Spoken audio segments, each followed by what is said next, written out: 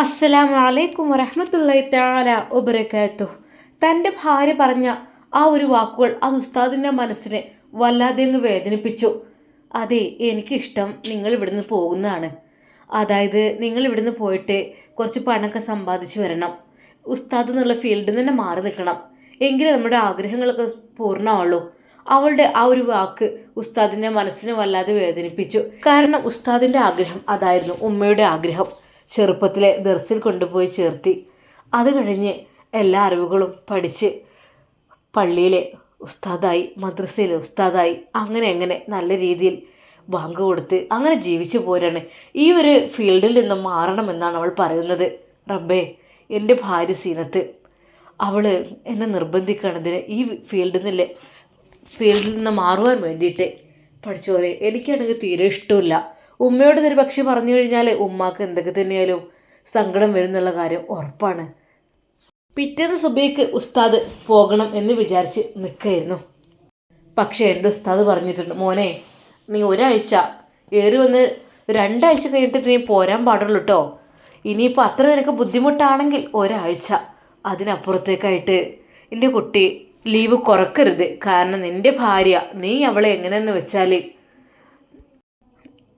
മനസ്സിലാക്കി എടുക്കണം, എല്ലാം അവൾക്കെല്ലാം പഠിപ്പിച്ചു കൊടുക്കണം. ഉസ്താദിൻ്റെ ആ ഒരു വാക്കുകൾ ഷെഫി ഉസ്താദിൻ്റെ മനസ്സിൽ പതിഞ്ഞു. ആ നിമിഷവും അവൻ ഓർത്തു ആ കാര്യം. ഫർസാന, പാവം ഉസ്താദിൻ്റെ മകൾ ഫർസാന. അല്ലാ, അവൾക്ക് ആ ദുർബുദ്ധി തോന്നിയിട്ടില്ലെങ്കിൽ അവളിന്ന് എൻ്റെ കൂടെ ഉണ്ടാകുമായിരുന്നു. പാവം എൻ്റെ ഉസ്താദ് എന്നെ കാണുമ്പോഴെല്ലാം കരയും. കാരണം മറ്റൊന്നുമല്ല, ഉസ്താദിൻ്റെ മകളെ ഞാൻ ആഗ്രഹിച്ചത്. അതെ, ഉസ്താദിന് അത് ഇഷ്ടമായിരുന്നു ഒത്തിരി എന്നെ. എന്താ ചെയ്യുക? ഷെഫി ഉസ്താദിന് കണ്ണുനീർ തുടക്കുവാനേ ഇപ്പോൾ ഒഴിവുള്ളൂ. ഓരോന്നാലോചിച്ച് ടെൻഷനാവുകയാണ്. ആ രാത്രിയിൽ സീനത്ത് അവളെ വേഗം കിടന്നുറങ്ങുന്നു. ഉസ്താദ് വളരെ പ്രതീക്ഷയോടെ അന്ന് മണിയറയിലേക്ക് എത്തി. പക്ഷേ അവൾ ഉറങ്ങിയിരുന്നു. അവൾ അള്ളാഹുവെ ഉറങ്ങിക്കോട്ടെ, സാരല്ല, ക്ഷീണം കാണും. എങ്കിലും പടച്ച റബ്ബിനോട് കരഞ്ഞു ദുആ ചെയ്തു. റബ്ബേ റഹ്മാനെ, എത്ര ദിവസമായി ഒരിക്കൽ പോലും അവൾ എന്നോട് സഹകരിച്ചിട്ടില്ല, സഹവസിച്ചിട്ടില്ല, നല്ലൊരു വാക്ക് പറഞ്ഞിട്ടില്ല. അല്ലാ, എന്തിൻ്റെ പേരിലാണ് എന്നെ പരീക്ഷിക്കുന്നത്? ഉസ്താദ് പതുക്കിയത് സീനത്തിൻ്റെ അടുക്കലേക്ക്. സീനത്തെ, മോളെ, സീനു, സ്നേഹത്തോടെ ഉസ്താദ് വിളിച്ചു. പെട്ടെന്ന് അവൾ ഒരു മുരണ്ട പോലെ, എന്താണിത്? ഒരു റബ്ബേ, എന്താണ് നിങ്ങൾക്ക് വേണ്ടത്? കുറച്ച് വിട്ട് എടുക്കോ? എന്തിനാ എൻ്റെ അടുത്തേക്ക് വന്ന് എടുക്കുന്നത്? പാവം ഉസ്താദ് ഏറെ പ്രതീക്ഷയോടെ വിവാഹം കഴിച്ചതായിരുന്നു. അല്ലാ, എൻ്റെ വിധി, എൻ്റെ ഫർസാന. അപ്പോഴും ഫർസാനയെ ഓർത്ത് ഉസ്താദ് കരഞ്ഞു. ഒരിക്കലും അവളെ ഓർക്കാൻ പാടില്ല, എങ്കിലും അത് മനസ്സിൻ്റെ ഉള്ളിലേക്ക് തെളിഞ്ഞു വരികയാണ്. മോളെ സീനത്ത്, എന്താ അത്ര തെല്ലത്ത് പോയി കിടക്കുന്നത്? കുറച്ചിങ്ങോട്ട് നീ കിടന്നൂടെ? അതെ, എനിക്കറിയാം അവിടെ കിടക്കണം എന്നൊക്കെ ഉള്ളത്. ദയവായി ഒന്നും. എന്താ ഇതിങ്ങനെ? മര്യാദക്കൊന്ന് ഉറങ്ങാൻ പോലും സമ്മതിക്കുന്നില്ല, അവൾ കരച്ചിലിൻ്റെ ലാഘവത്തോടെ പറഞ്ഞു. ഉസ്താദിന് ശരിക്കും സങ്കടം വന്നു. ഉസ്താദ് അവിടെ നിന്ന് എഴുന്നേറ്റു. റബ്ബേ, എന്തിനു വേണ്ടിയിട്ട്, ഞാൻ എന്തിനു വേണ്ടിയിട്ടാണ് അവളുടെ കൂടെ കിടക്കുന്നത്? ജസ്റ്റ് ഒന്ന് കൈ തട്ടിയാൽ പോലും അവൾ ചീത്ത പറയും. റബ്ബേ, എന്തിനു വേണ്ടിയിട്ട് ഞാൻ എന്ത് ചെയ്യാം? ഉസ്താദ് സങ്കടത്തോടെ അതാ ആ കോലായിൽ ചെന്നിരിക്കുന്നു, പുറത്തേക്ക് വെറുതെ നോക്കിക്കൊണ്ട്. പഠിച്ച റബ്ബിനോട് ദുആ ചെയ്തു. റബ്ബേ, ഒരാൾക്ക് ഈ ഒരു അവസ്ഥ കൊടുക്കല്ലേ. എൻ്റെ ഒരവസ്ഥ, ഞാൻ അനുഭവിക്കുന്ന ഈ ഒരു അവസ്ഥ. വിവാഹം കഴിഞ്ഞിട്ട് 3-4 ദിവസമായി. ഒന്ന് അവളുടെ അടുക്കലേക്ക് അടുക്കുവാനോ എന്തെങ്കിലും സംസാരിക്കുവാനോ അല്ലെങ്കിൽ സ്നേഹത്തോടെ ഒന്ന് വാരിപ്പുണരുവാനോ അവൾ സമ്മതിക്കുന്നില്ല. എൻ്റെ ദുഃഖം എനിക്ക് ആരോടും പറയില്ല റബ്ബേ, എന്നോട് മാത്രമേ പറയാനുള്ളൂ. എനിക്ക് ആരുമില്ല, നീ മാത്രമേ ഉള്ളൂ അല്ലാ. ഉസ്താദ് കുറച്ച് സമയം അതാ കോലായിൽ വെറുതെ പുറത്തേക്ക് നോക്കിക്കൊണ്ടിരുന്നു. പിന്നീട് റൂമിലേക്ക് തന്നെ പതുക്കെ അതാ തുറന്നു ചെല്ലുന്നു. പെട്ടെന്ന് ഉസ്താദിൻ്റെ കണ്ണിൽ അത് പെട്ടു. അവള് അപ്പോൾ ഉറങ്ങിയിട്ടില്ലേ? പെട്ടെന്ന് മൊബൈൽ ഫോണിൻ്റെ വെളിച്ചം കണ്ടല്ലോ. അത് വല്ല മെസ്സേജ് വന്നതായിരിക്കും. എന്തിനാ വെറുതെ തെറ്റിദ്ധരിക്കുന്നത്? അവൾ അറിയാത്ത രീതിയിൽ അതാ വീണ്ടും ഉറങ്ങുക തന്നെയാണ്. ഷെഫി ഉസ്താദ് അത് കണ്ട് പാവം, ഉറങ്ങിക്കോട്ടെ, എന്തിനാ വെറുതെ ഞാൻ വിളിച്ച് അവളെ ശല്യപ്പെടുത്തുന്നില്ല. അവളുടെ ഇഷ്ടം പോലെ എങ്ങനെ ചായിക്കോട്ടെ. എങ്കിലും അവളെ ഞാൻ വിഷമിപ്പിക്കില്ല, അതെനിക്ക് ഉറപ്പുണ്ട്. ഒരു പക്ഷേ ഞാൻ അവളെ വിഷമിപ്പിച്ചു കഴിഞ്ഞാൽ അത് ഉമ്മാക്ക് കൂടി വല്ലാത്തൊരു സങ്കടമായി തീരും. അതുകൊണ്ട് വേണ്ട, ഉമ്മയോട് നല്ലത് പറയാം ഇനി, അതായിരിക്കും നല്ലത്. പിറ്റേ ദിവസം സുബഹിക്ക് അതാ പള്ളിയിൽ പോയിട്ട് ഉസ്താദ് തിരിച്ചു വന്നു. ഉമ്മ നിസ്കരിച്ചു കൊണ്ടിരിക്കുന്ന റൂമിലേക്ക് ഉസ്താദ് നോക്കി. മോനെ, ഉമ്മൻ്റെ കുട്ടിയെ ഞാനിന്നലെ അവരോട് കാര്യങ്ങളൊക്കെ വിളിച്ച് പറഞ്ഞിരുന്നു കേട്ടോ. ഉമ്മ എന്ത് കാര്യം? അല്ലേ, ഈ കാര്യങ്ങളൊക്കെ നമ്മളിപ്പോൾ നന്നായി ജീവിച്ച് കാണണമെന്ന് ആഗ്രഹിക്കുന്ന ആളുകളാണ്. ഞാൻ മോനെ പറഞ്ഞു കാര്യങ്ങൾ, എൻ്റെ കുട്ടിനോട് തീരെ ഒരു ഉമ്മ അതൊന്നും പറയണമെന്നില്ല. എന്താ മോനെ, പിന്നെന്താ പറയണ്ടേ? എന്നിട്ട് എന്താ അവർ പറഞ്ഞത്? അവർ പറഞ്ഞാൽ അതന്നെ, അവൾ അവിടെ തന്നെ എങ്ങനെയെങ്കിലും നിങ്ങൾ നിർത്തി എന്തെങ്കിലുമൊക്കെ അറിയാത്തൊക്കെ ഉണ്ടെങ്കിൽ പറഞ്ഞു കൊടുത്തോളേ, അത് ഫസ്റ്റ് ടൈമൊക്കെ ആയിട്ടായിരിക്കും, ആക്കെ ശരിയായിക്കോളും. അത് തന്നെയാണ് അവർ പറയുന്നത്. അവൾ അവിടെ നിന്ന് പോണില്ലെന്ന് പറഞ്ഞിരിക്കരുതെന്ന് പറഞ്ഞു. പിന്നെ അവരെല്ലാവരും നിർബന്ധിച്ച് പറഞ്ഞയച്ചതാണെന്നോ അങ്ങനെയൊക്കെയുള്ള പറഞ്ഞു കേട്ടത്. ആ ഉമ്മ, അതൊക്കെ ശരിയാണ്. തനിക്ക് വേണ്ടി കൊടുത്തയച്ച ആ ഒരു പാല് പോലും അവൾ കൊണ്ടുവരാൻ കൂട്ടാക്കിയില്ല എന്നുള്ള കാര്യമൊന്നും ഉസ്താദ് പറഞ്ഞില്ല. കാരണം അതൊക്കെ എനിക്ക് കേൾക്കുമ്പോൾ ഉമ്മാക്ക് വിഷമാവും. ഉമ്മ, നിങ്ങൾ പഠിച്ചവനോട് ദുആ ചെയ്യേ. പൊന്നു മോനെ, എൻ്റെ കുട്ടിക്ക് വേണ്ടി 5 വക്ത് ഞാൻ ഓതുന്നുണ്ട്, ദുആ ചെയ്യുന്നുണ്ട് മോനെ. ഉമ്മ, നിങ്ങൾ കരയില്ലേ? ആ ഉമ്മാക്കും മോൻക്കും വല്ലാത്തൊരു വിഷമാണ് നേരിട്ടത് ആ ഒരു കല്യാണം വഴി. പഠിച്ചവനെ, പാവൻ്റെ കുട്ടി ഇപ്പോൾ വേണ്ടെന്ന് പറഞ്ഞ് നടക്കുകയായിരുന്നു. എൻ്റെ പണിയാണ്, വേറെ ആരും പറയണ്ട, എൻ്റെ പണിയാണ്. പൊന്നു മോനെ. ആ ഉമ്മ, എന്താ? എന്നോട് ക്ഷമിക്കറടാ. എന്തോ ഉമ്മ? അല്ല, ഞാനല്ലേ ഇതിനൊക്കെ മുൻകൈ എടുത്തതും എൻ്റെ കുട്ടി കുറേ വേണ്ടെന്നൊക്കെ പറഞ്ഞിരുന്നല്ലോ ഇപ്പോൾ, പക്ഷെ ഞാനായിട്ടാണത്. ഹേയ്, ഇനി അതിനെക്കുറിച്ച് ആലോചിച്ചിട്ട് കാര്യമില്ല. നെഗറ്റീവ് കമൻസ് ധാരാളം വരും ജീവിതത്തിൽ. അതൊന്നും നമ്മൾ മൈൻഡാക്കാതെ മുന്നോട്ട് പോവുക. അങ്ങനെയാണെങ്കിൽ നമ്മൾ വിജയിക്കുമോ? മോനെ, ഉമ്മാൻ്റെ കുട്ടീൻ്റെ ആത്മവിശ്വാസം എൻ്റെ കുട്ടീനെ രക്ഷിക്കട്ടെ. ഉമ്മ, എന്നാൽ ഞാനങ്ങോട്ട്. പൊന്നു മോനെ, എന്താടാ നീ ഇപ്പം തന്നെ? അല്ലമ്മ, ഞാൻ പോട്ടെ, 4 ദിവസമായില്ലേ. മോനെ, ഒരാഴ്ച തന്നെ നിൻ്റെ ഉസ്താദ് പറഞ്ഞത്. ആയിട്ടില്ലല്ലോ ഉമ്മ. എന്ത് കാര്യത്തിന്? ഉസ്താദിനെ കണ്ടിട്ട് ഒന്ന് കരയണം തോന്നുന്നു എനിക്ക്. എന്തിന്? അല്ല, ഒന്നിനുമല്ല, ഉസ്താദിനെ കാണുമ്പോൾ ഒരു സങ്കടമാണ്, അതുകൊണ്ട്. മോനെ, എന്നാൽ പോയിക്കോ. അല്ല, നീ അവളോട് പറഞ്ഞോ? ഉമ്മ, അവൾ എങ്ങനെ അറിയാനാ? അവൾ നല്ല ഉറക്കത്തിലല്ലേ. പൊന്നു മോനെ, ഒന്ന് പറഞ്ഞാളാ പോകുമ്പോൾ. മോശമല്ലേ, കല്യാണം കഴിഞ്ഞിട്ട് ആദ്യമായിട്ട് പോവല്ലേ. അങ്ങനെ ഇതാ മനമില്ല മനസ്സോടുകൂടി നേരെ ഉസ്താദ് തൻ്റെ ഭാര്യയുടെ റൂമിലേക്ക് ചെല്ലുന്നു. വാതിൽ ഞാനങ്ങ് ചാരിപ്പോകുന്നതാണ്. അവൾ നല്ല ഉറക്കത്തിൽ തന്നെയാണ്. വിളിക്കണോ അല്ല അതോ വിളിക്കണ്ടേ? എനിക്കറിയുന്നില്ല. ഉസ്താദ് അതാ നേരെ റൂമിൻ്റെ വാതിൽ പതുക്കെ തുറന്നു. അതെ സീനത്തെ, നിസ്കരിക്കണ്ടേ? സീനത്തെ. ഉസ്താദ് അവളെ തൊട്ട് വിളിച്ചു. സീനത്ത്, എന്താ മോളെ നീ ഇങ്ങനെ? ഇക്ക പോവാട്ടോ ജോലി സ്ഥലത്തേക്ക്. ഇവിടെ നിന്നിട്ട് എന്താ നീ എന്നോട് മിണ്ടണമില്ല പറയണമില്ല, അങ്ങനെ എനിക്ക് മടുത്തടി. അവൾ തിരിഞ്ഞൊന്ന് കിടന്നു എന്നല്ലാതെ അതിന് റീപ്ലേയും കാര്യങ്ങളും ഒന്നും കൊടുത്തില്ല. അവൾ കണ്ടതായിട്ട് അഭിനയിച്ചതുമില്ല. സത്യം പറഞ്ഞാൽ ഉസ്താദിന് സങ്കടം തോന്നി. ഒരിക്കൽ കൂടി അവൾ തിരിഞ്ഞു മറിഞ്ഞു കിടന്നു എന്നല്ലാതെ ഉസ്താദ് പോകുന്നതിൻ്റെ ഭാഗമായിട്ട് ഒന്ന് എണീക്കുകയോ ഒന്നും ചെയ്തില്ല. സീനത്തെ, മോളെ ഞാൻ പോവാട്ടോ, അസ്സലാമു അലൈക്കും. അങ്ങനെ അതാ ഉസ്താദ് അവിടെ നിന്ന് യാത്ര പറഞ്ഞിറങ്ങുന്നു. ഉമ്മയോടും പറഞ്ഞു, ഉമ്മ ഞാൻ പോയിട്ട് വരാം. പൊന്നു മോനെ, ഉമ്മാൻ്റെ കുട്ടീൻ്റെ സ്ഥിതി. ഉമ്മ, അതൊന്നും സാരല്ല, ഇൻഷാ അല്ലാ. മനസ്സിൽ ഒരുപാട് ദുഃഖഭാരവുമായി അതാ ഷെഫി ഉസ്താദ് പള്ളിയിലേക്ക് പുറപ്പെടുന്നു.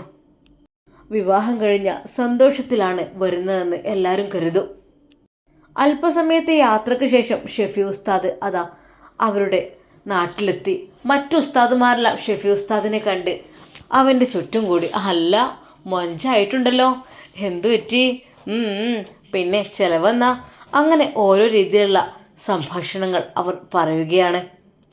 അല്ല, ശരിക്കും മൊത്തത്തിൽ പുതിയാപ്പിള ആളങ്ങ് മാറിയിട്ടുണ്ടല്ലോ. ഇങ്ങനെയല്ലല്ലോ പോയപ്പോഴൊന്നും, നല്ല ഹാപ്പിയിലായിരുന്നു. പക്ഷെ തിരിച്ചു വന്നപ്പോൾ എന്തൊക്കെയോ ഒരു മനസ്സിന് ഒരു പ്രശ്നമുണ്ട്. ഷെഫി ഉസ്താദിനെ കളിയാക്കിക്കൊണ്ട് അവർ പലതും പറഞ്ഞു. പക്ഷെ ഷെഫി ഉസ്താദ് പുറമേക്ക് ചിരി വരുത്തി. അല്ലാതെ ദുഃഖം നടിച്ചിരിക്കുന്നത് ഒരിക്കലും ശരിയല്ലല്ലോ എന്നോർത്ത് അന്ന് ഷെഫി ഉസ്താദ് പള്ളിയിൽ ഇരിക്കുമ്പോൾ പിന്നിൽ നിന്ന് അതാ മോനെ ഷെഫി, ആ ഉപ്പ ഉപ്പയെന്ന് വിളിച്ചങ്ങ് ശീലമായിപ്പോയി തൻ്റെ ഉസ്താദിനെ. മോനെ. ഉസ്താദിനെ കണ്ടപ്പോൾ ഷെഫി ഉസ്താദിന് കരച്ചിലാണ് വന്നത്. ഉസ്താദ്, എന്തു പറ്റിയടാ, എന്തു പറ്റി? ഉസ്താദിൻ്റെ നെഞ്ചിലേക്ക് അവൻ ചാഞ്ഞു. ഉസ്താദ് ആശ്വസിപ്പിച്ചു. ഹേയ്, കരയാതിരിക്കൂ, അതൊന്നും ഒക്കെ പഠിച്ചവൻ്റെ വിധി പോലെയല്ലേ കാര്യങ്ങളൊക്കെ നടക്കുള്ളൂ. ഉസ്താദിൻ്റെ വിചാരം ഫർസാനയെ കുറിച്ച് ആലോചിച്ചിട്ടാണ് അവൻ കരയുന്നത് എന്നായിരുന്നു. പക്ഷേ അവൻ്റെ പുതിയ ഭാര്യയുടെ കാര്യത്തിലും ഇതാണ് തീരുമാനം എന്നത് ആരും അറിഞ്ഞില്ല, ആരും പറഞ്ഞതുമില്ല. ഓ അല്ലാ. എന്നാൽ ഈ സമയം വീട്ടിൽ ചായയും കടിയും ഒക്കെ ഉണ്ടായിട്ട് ഉമ്മ അവളെ വിളിക്കുകയാണ്. മോളെ, മോളെ സീനു. സ്നേഹത്തോടെ ഉമ്മ വിളിക്കുന്നു. മോനില്ലാത്തതല്ലേ, പാവാണ്. മോളെ എണീക്ക് മോളെ. എന്താ ഇവിടെ എണീക്കാത്തത്? വാതിലടച്ചിട്ടൊന്നുമില്ലല്ലോ, ചാരിയിട്ടുള്ളൂ. പെട്ടെന്ന് ഉമ്മ ആ ഒരു കാഴ്ച കണ്ടു. ഓ, അപ്പോൾ എന്താ മിണ്ടാത്തത്? ഫോണിൽ കാര്യമായിട്ട് എന്തോ കുത്തി കളിക്കുകയാണല്ലോ. റബ്ബേ, വിളിച്ചിട്ട് മിണ്ടണില്ലല്ലോ. ഇനിയിപ്പോൾ എന്ത് ചെയ്യാം? മോളെ, ചായ കുടിക്കാൻ വാ. എന്താ ഉമ്മ ഇത്? നിങ്ങൾ എന്തിനീ കാണിക്കണത്? എന്താ മോളെ, ചായ കുടിക്കാൻ കുറച്ച് നേരമായി കൂട്ടി വെച്ചിട്ട് പറ്റ ചൂടാറിയാൽ. ഞാൻ നിങ്ങളോട് പലവട്ടം പറഞ്ഞിട്ടല്ലേ ഒരാളുടെ റൂമിലേക്ക് ഇങ്ങനെ ഇടിച്ച് കയറി വരരുതെന്ന്. മോളെ, ഞാൻ വാതിലിനൊക്കെ മുട്ടി, പക്ഷെ നീ കേട്ടില്ല.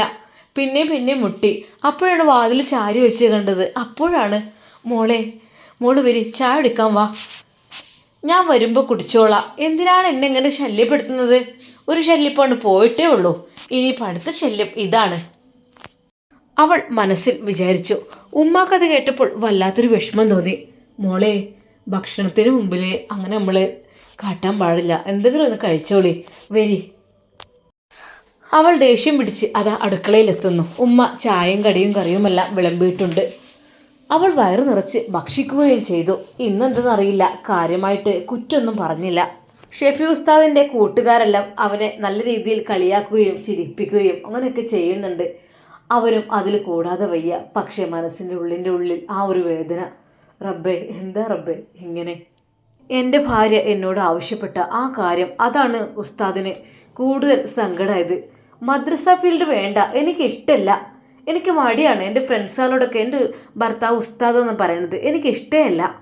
അവൾ പറഞ്ഞ വാക്കുകൾ ഷെഫി ഉസ്താദിൻ്റെ ചെവിയിൽ മുഴങ്ങുന്നു. റബ്ബേ, എനിക്ക് വല്ലാത്ത ഒരു സങ്കടമാണ്. റബ്ബേ, ആലിമ്യങ്ങളെന്ന് പറഞ്ഞാൽ പടച്ച റബ്ബിന് ഇഷ്ടപ്പെട്ടവർ, അതിനനുസരിച്ച് പ്രവർത്തിക്കുന്നവർ, അങ്ങനെയൊക്കെയാണല്ലോ. മരണം വരെ ആലിമായി ജീവിക്കാനാണ് ഞാൻ ആഗ്രഹിക്കുന്നത്. എന്നെക്കൊണ്ട് കഴിയണത്ര ഇസ്ലാം പ്രചരിപ്പിക്കുവാനും. അല്ലാതെ അതിനപ്പുറത്തേക്കായിട്ട് ഒന്നും ഞാൻ ആഗ്രഹിച്ചിട്ടില്ല. സ്വാലിഹത്തായ ഒരു ഭാര്യ, അതെല്ലാവരുടെയും ഭാഗ്യം തന്നെയാണ്. കണ്ടില്ലേ എൻ്റെ ഫ്രണ്ട്സുകളൊക്കെ എത്ര ഹാപ്പിയിലാണ് അവർ ജീവിക്കുന്നത്. എനിക്ക് ഉസ്താദ് തേങ്ങിക്കരഞ്ഞു. പഠിച്ചവനെ, മരിക്കും വരെ എനിക്ക് ഉസ്താദ് ഫീൽഡിൽ തുടരണം, അതാണ് എൻ്റെ ആഗ്രഹം. പക്ഷേ എൻ്റെ ഭാര്യയുടെ സ്നേഹം എനിക്കുണ്ടാവില്ല. അവളൊരിക്കലും എന്നോട് സഹകരിക്കില്ല, എന്നോട് സഹവസിക്കില്ല, മിണ്ടില്ല. എന്നോട് പറഞ്ഞത്, ഈ ഒരു വസ്ത്രം നിങ്ങൾ എന്ന് അഴിച്ചു വെക്കുന്നോ അന്ന് ഞാൻ നിങ്ങളുടെ കൂടെ ഉണ്ടാകും എന്നാണ്.